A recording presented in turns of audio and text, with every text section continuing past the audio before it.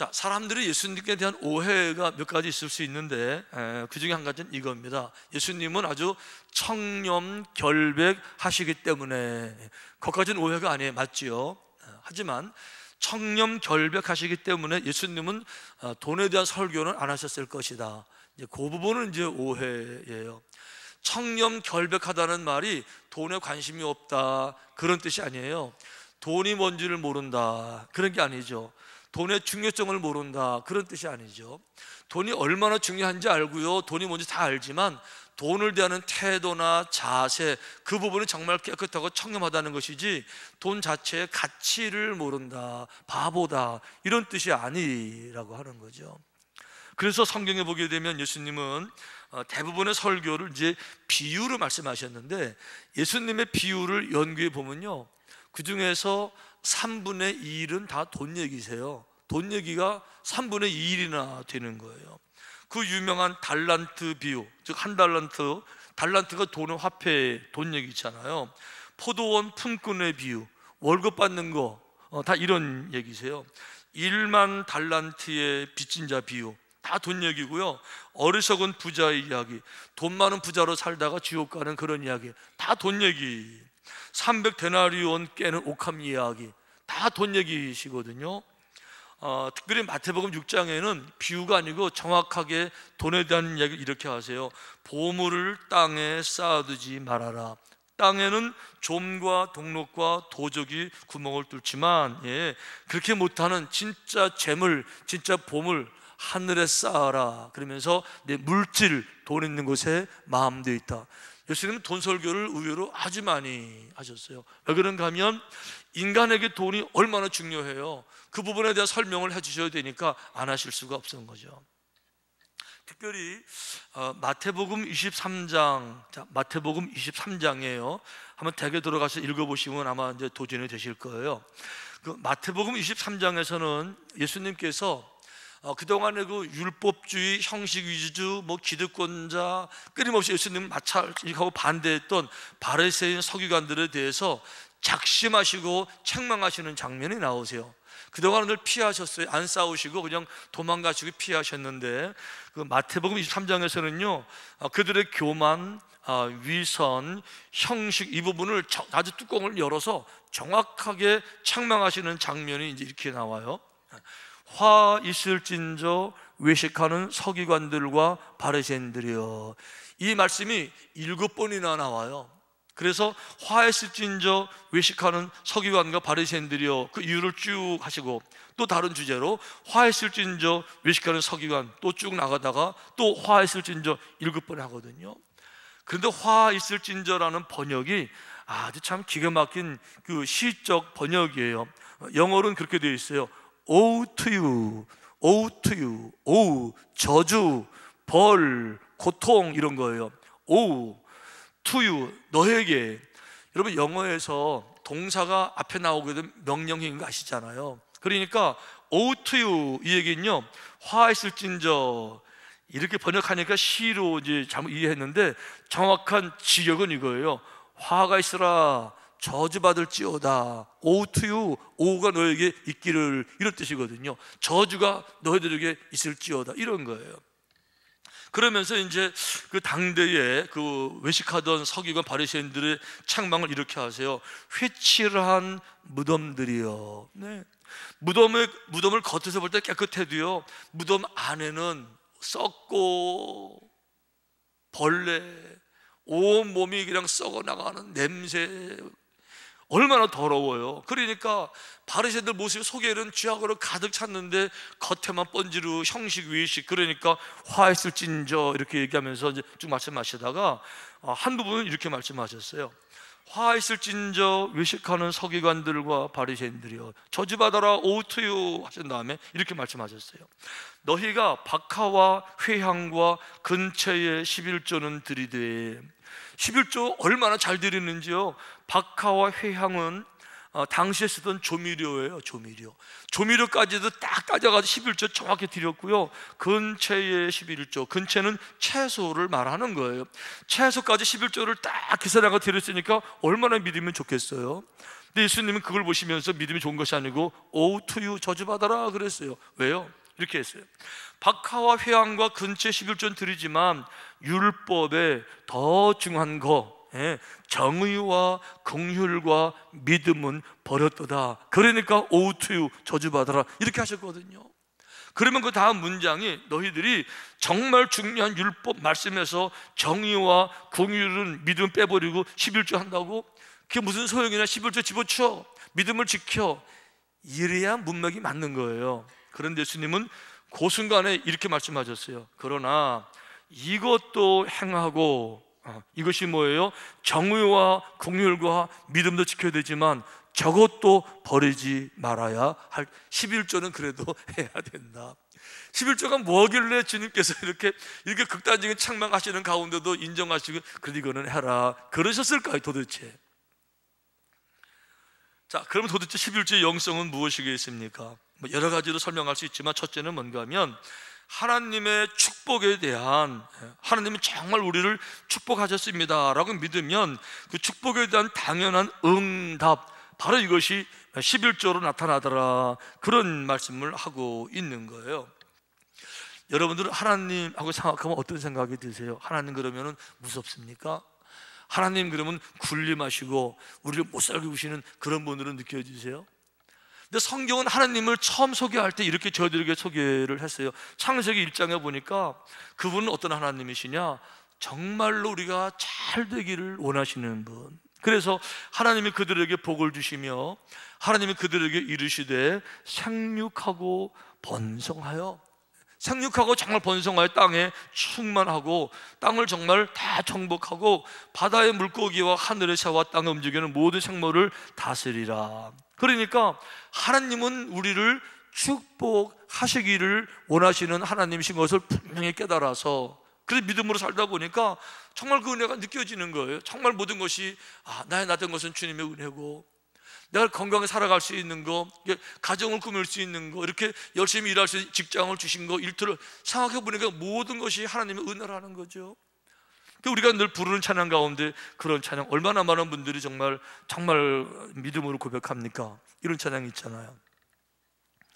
나를 지으신 이가 하나님, 나를 부르신 이가 하나님, 나를 보내신 이도 하나님, 나의 나 된 것은 다, 나의 나 된 건 다 하나님의 은혜예요. 그래서 한량없는 은혜, 갚을 길 없는 은혜, 내 삶을 에워싸는 하나님의 은혜.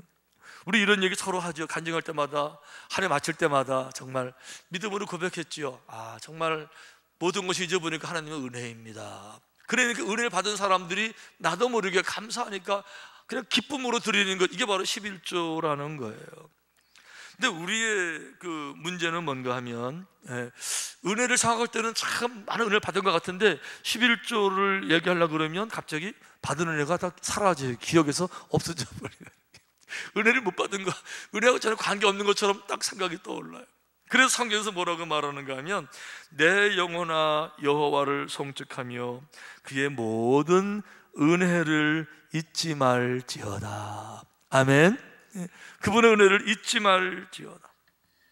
여러분, 하나님의 은혜가 정말 내게 넘쳤구나, 그분의 축복이 내게 임했구나를 어떻게 알 수 있을까요? 11조를 드리는 분은 정확히 알 수 있어요. 어떻게 해요? 11조가 늘어날 테니까. 아마 여러분들 다 생각해 보세요. 처음 11조 드릴 때하고 지금하고 여러분 생각해 보세요. 정말 순결하게 한결같은 믿음으로 생각해 보세요. 대부분 많은 사람들이 처음부터 엄청 늘어나 있을 거죠. 왜 그렇죠? 점점 늘어난다는 거는 하나님이 그만큼 우리를 축복하셨다, 이거를 알 수 있는 기쁨이 되는 거예요. 근데 11조를 안 드리는 분은요, 몰라요. 그냥 덮어놓은 거 살아요. 얼마나 내가 복을 받았는지 알지도 못하고 사는 거예요. 근데 그 기쁨을 헤아리는 거는요, 정말 큰 기쁨이에요. 정말 내가 이렇게 큰 복을 받았구나, 이렇게. 내가 옛날에 그것밖에 못 드렸는데, 참 너무 감사하다. 본인 스스로 확인이 다 되잖아요. 두 번째 11조가 뭐냐?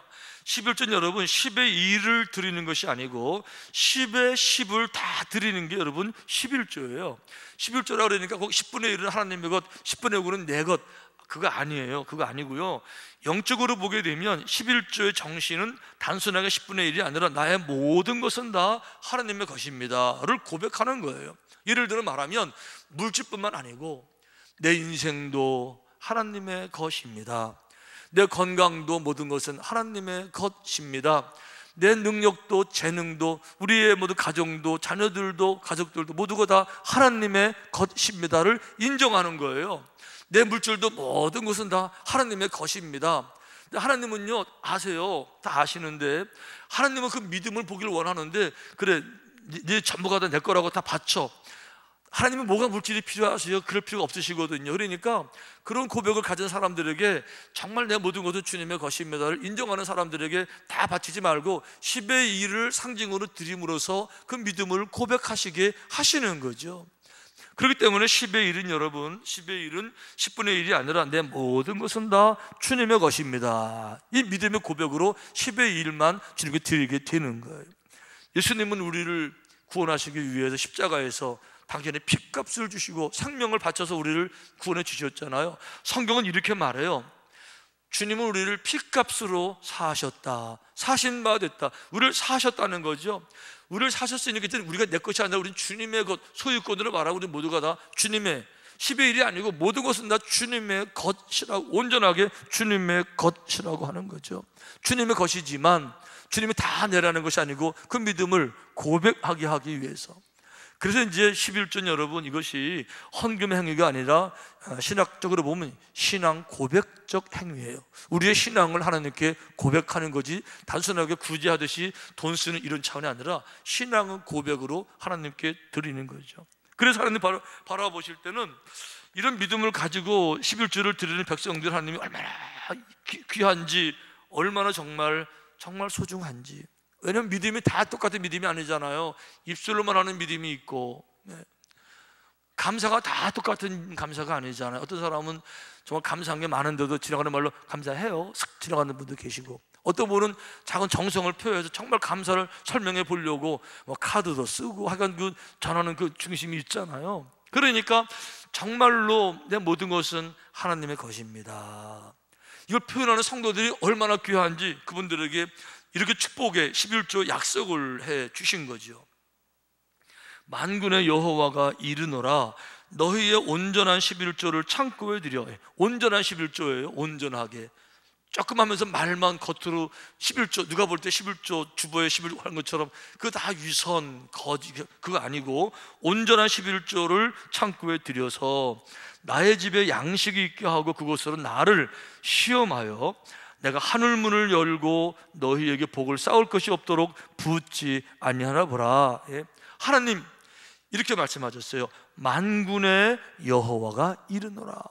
다른 사람이 말하는 게 아니에요. 만군의 여호와가 말씀하시는 거예요. 그러면서 11조를 드리는 분들은 이렇게 말씀하셨어요.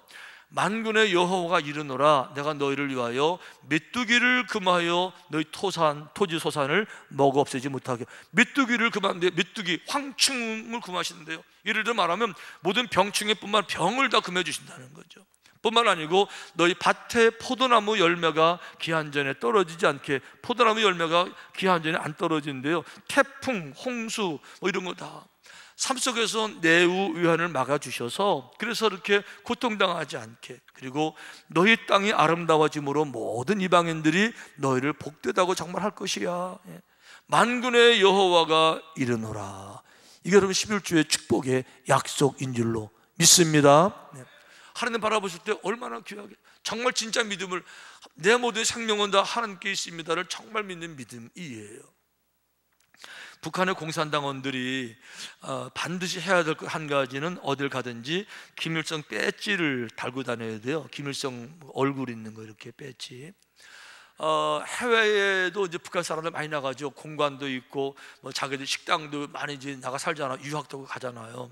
근데 자기들이 정장을 입는 공식 모임은 100% 이제 배지를 달아야 되는데, 사적으로 개인적인 모임, 뭐 이렇게 놀러 간다든지, 뭐 장 보러 간 샤핑 이럴 때 그냥 가잖아요. 공산당원 편할 게 없잖아요. 그런데 그때 둘로 나눠진대요. 예를 들면 진짜 공산당원들은요, 정말 김일성을 자신들의 민족의 수령 아바이를 정말 믿는 사람들은요, 김일성에 대한 프라이드가 정말 있는 사람들은요, 어딜 가든지 사적으로 갈 때도 김일성 배지 달고 간대요. 근데 자랑스러우니까. 그런데 억지로, 무서워서, 싫어도 그냥 가짜로 김일성 배지 달고 다니는 사람들은요, 개인적으로 다닐 때는 배지 안 달고 다녀요. 쪽팔려서 창피해서, 부끄러워서 이렇게. 그러니까 진짜 공산당원들은요, 어딜 가도 배지를 달고 다녀요. 자랑스러워. 진짜 하나님의 사람들은 내 생명, 내 인생, 내 건강, 우리 가족, 내 사업, 내 모든 것은 내가 하는 것이 아니라 하나님께 정말 있습니다. 진짜 믿는 사람들은 그 믿음의 표현으로 11조를 배지처럼 항상 감사함으로 주님께 드리더라. 아멘. 자, 세 번째 11조가 뭐냐? 우리의 성취의 원인을 믿음으로 고백하는 겁니다. 성취의 원인이 출처가 어디냐 이거예요. 내 성공의 출처가 어디냐, 내가 잘 나가는 시작이 어디냐, 그것은 모두 뭔가 하면 하나님이 함께 하셔서 오늘 내가 있습니다를 고백하는 사람들이 고백적 행위로 드리는 것이 11조라는 거죠. 아브라함이 이제 그렇게 한 거예요. 보세요. 멜기세덱에 나와서 떡을 가지고 와서 그들을 먹이면서 이렇게 이제 얘기를 했어요. 너희 대적을 내 손에 붙이신 지극히 높으신 하나님을 찬송할지로다. 예. 아브라함은요, 잘못하면 이렇게 생각할 수 있습니다. 와, 우리 작전은 정말 기가 막혔고 우리 머리가 정말 좋았고 계획이 정말 그 머리가 내 머리에서 나왔고 내가 잘한 줄 알았을 거예요. 그래서 누구든지 성공한 다음에 정말 조심해야 될 것은 여러분, 성공 그 다음에요, 자만심의 문제예요. 자만심. 내가 한 줄로 하는 거예요. 내가 한 줄로. 그런데 멜기세덱이 정확히 알려주었어요. 내가 한 거 아니라는 거죠. 너희 대적을 내 손에 붙이신 분이 계시더라. 누구냐? 하나님이 내 대적을 내 손에 붙여서 내가 이긴 거다. 출처를 정확히 알려준 거예요. 어떻게 11절 안 들어요? 내가 한 게 아닌데. 그런데 이제 사울 왕은 이거를 못한 거예요. 사울 왕은요, 처음부터 아말렉 사람들을 내 손에 붙일게라고 선포를 했어요. 그러면서 어떤 것도 가져지 말고 다 죽여라 그랬거든요. 이러고 내가 싸워서 이겼거든요. 그런 모든 것이 하나님의 은혜잖아요. 사울 왕은 이기고 와가지고는 다 잊어버렸어요. 은혜는 다 잊어버리고 자기가 잘 싸운 줄 알고 자기 이름에 기념비를 세운 거예요. 이게 우상숭배라는 거예요. 우상숭배가 무엇이죠? 자기를 우상화시키는 거죠. 스스로 높아지기를 원하고 내 이름을 내기를 원하고 내 기념비를 내가 한 것처럼. 아브라함은 그렇게 안 했다는 거예요. 아브라함은 그렇게 안 하고 내 성취의 출처가 처음부터 하나님이 대적들을 내 손에 붙이셔서 내가 이긴 것을 정확히 알았다는 거죠. 그러니까 교만할 수가 없는 거예요. 그렇게 기쁨으로 감사함으로 11조를 멜기세덱이 요구하지도 않았지만 자기가 자원해서 기뻐서 드리는 거, 이게 11조라는 거죠. 근데 사람들은 그렇게 안 해요. 화장실 갈 때 올 때 다르다고, 갈 때는 급해서 어떤 문제가 있으면 막 부르짖고 막 기도했다가, 가난할 때 막 기도했다가 웬만큼 먹고 살만 하면 다 잊어버려요. 내가 잘해서 한 줄 알고. 왜 11조가 아깝죠? 왜 11조가 어렵죠? 내가 벌었잖아, 내가 땀 흘렸잖아, 내가 수고했다고 다 생각하는 거예요. 하나님이 주신 거는 잊어버리고 다 내가 한 것 같고 내가 수고한 것 같고 내가 고생한 것 같고, 그게 못하는 거예요. 그래서 성경이 뭐라고 말씀하셨어요? 내 하나님 여호와를 기억해라. 그가 네게 재물 얻을 능력을 주셨음이라. 재물 얻을 능력도 주셨고 일터도 주셨고 건강도 주셨고, 그러니까 여호와를 꼭 기억해라. 하나님은 우리를 정말 축복하기를 원하시죠.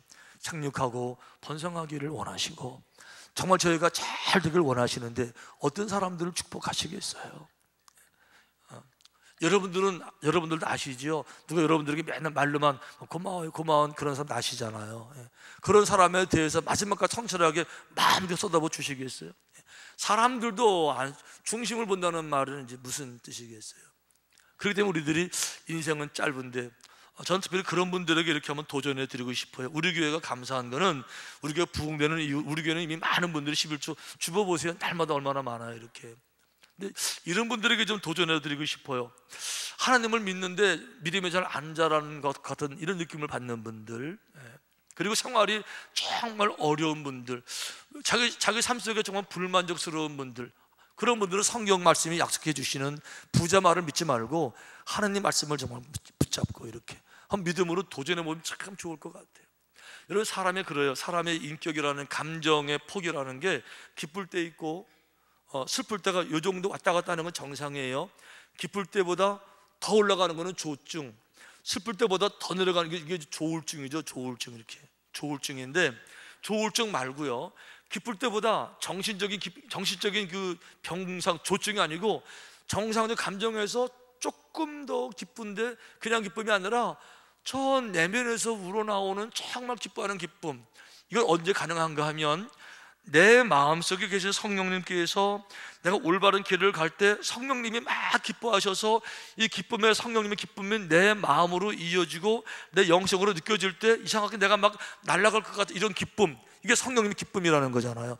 성령님의 내주하심을 이렇게 알 수가 있잖아요. 또 한 가지는, 내 마음에 슬플 때보다도 더 이상하게 너무 곤혹스럽고 너무 무너지고 너무 침체되고 성령님의 근심이 내 인격으로 전달될 때 정말 그 같은 마음으로 이상하게, 이 정도가 정상인데 더 참혹하게 느껴지는 비통함, 이게 있잖아요. 이렇게 11조가 그런 거예요. 예를 들면 저희들이 이제 운전하다가 티켓 벌금 낼 수 있잖아요. 여쭤볼게요. 벌금 내면 기분이 좋아요, 나빠요?